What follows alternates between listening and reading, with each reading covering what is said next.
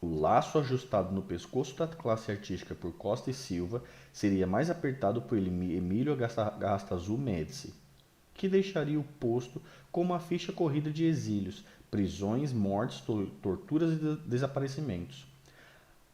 As ruas começavam a ser tomadas por ações paramilitares de grupos classificados como terroristas, que praticavam sobretudo sequestros para forçar a libertação de companheiros e assaltos a banco, a principal receita do financiamento das operações. Elis Regina, assim como Chico, Gil, Caetano, Vandré e Edu Lobo, tinha sua ficha devidamente preenchida no DOPS, o Departamento de Ordem Política e Social, que vigiava os passos dos possíveis mentes contaminantes. Foi nesse cenário que Elis cometeu seu maior e mais caro delito aos olhos dos oficiais. Durante a turnê pela Europa, com o time de Roberto Menescal, em 68, a cantora concedeu inúmeras entrevistas nos quais os jornalistas sempre perguntavam sobre a situação política do Brasil. Ao comentar o fato, ela não poupava os militares. Desde uma entrevista para a revista Visão, em 66, seus verbos caminhavam sobre os arames farpados da zona proibida. Depois de ouvir sua entrevista dizer que investia tudo o que ganhava comprando dólares e joia, o repórter quis saber se aquilo não era o mesmo que declarar falta de confiança na política econômica do governo. Só acredito em meus dentes e, de vez em quando, eles me mordem a língua, respondeu. Menescal sabia que aquilo não acabaria bem. Quando a cantora começava a desancar a censura e os dirigentes do seu país, ele discretamente lhe dava um esbarrão. É melhor você parar de falar essas coisas, eles vão acabar indo atrás de você. Mas Elis não se intimidava. E quem diz que eu tenho medo? Até que um jornalista da revista holandesa Tros Netherlands quis saber mais do mesmo. E como está a situação política em seu país? Em uma frase, Elis se deu mal. O Brasil de hoje é governado por um bando de gorilas. A revista vibrou com a falta de freios da entrevistada e publicou uma matéria com o título A Primavera Impetuosa de Elis Regina. Avisada pelo diretor de jornalismo da Globo, Armando Nogueira, de que os casacas estavam à sua procura, a cantora teve medo. Os militares a convocaram para prestar depoimento no Centro de Relações Públicas do Exército, e Elis ligou para Midani. E aí, o que eu faço? Eles querem falar comigo. A resposta do diretor não foi das mais reconfortantes. Vai logo antes que eles venham buscar você.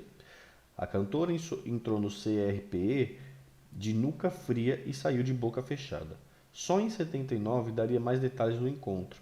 Havia sido uma tormenta, com horas de tensão psicológica que ela gostaria de enterrar. O fato de não saber o que iria encontrar fazia tudo passar por sua cabeça. Eu estava louca de medo. Um medo muito mais de uma coisa que eu não sabia o que era do que o medo de uma coisa que era perigosa. Ao entrar no prédio da Avenida Presidente Vargas, observou um homem fardado e três apaisanas, um deles lendo jornal. Por 4 horas responderia detalhes de sua vida de mãe, mulher, cantora e amiga de músicos. O fardado lhe mostrava fotos em que ela aparecia em um palco cantando com os braços estendidos. Queria saber se aquilo era um sinal. Não, sou eu cantando arrastão, respondeu.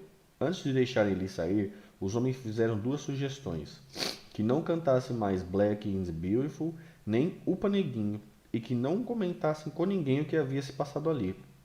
Eu estava atônita. Sabiam tudo da minha vida. Tudo. Sabe o que é de tudo? Dia tal, lugar tal, tal hora, você conversou com fulano, até os números de cheques que eu mandava para minha mãe em Porto Alegre, o número da conta. Além de observá-la de perto, algumas vezes como espiões de óculos escuros em carros parados nas esquinas, como lembraria o filho João Marcelo, as Forças Armadas já sabiam relatórios sobre o seu modo de vida. Um documento preparado pelo Centro de Informações do Exército, o CIE, dissecava Elis. A cantora esteve na Holanda no início de 69, ocasião em que concedeu entrevista coletiva à imprensa, em ambiente formal e seguindo as normas desse tipo de relacionamento. Viajou para a Itália e Inglaterra no princípio de 71, não tendo feito declarações à imprensa. No Brasil, jamais concedeu entrevista a qualquer órgão de imprensa estrangeiro, nos anos de 66 e 67. Atuou ao lado de alguns cantores da esquerda considerados subversivos, após as agitações em 68, destacando-se entre eles Caetano Veloso, Gilberto Gil, Geraldo Vandré e Edu Lobo. É muito afeita a gravar músicas de protesto, inclusive ligadas ao movimento do poder negro norte-americano, apesar de não demonstrar ligação com o mesmo. Ser apontado em um paredão ao lado de Gil, Caetano e Edu Lobo não era novidade, mas, pela primeira vez, seu nome apareceria associado à luta de grupos raciais, ainda que o relatório afirmasse não ter comprovação de uma participação efetiva em tais movimentos.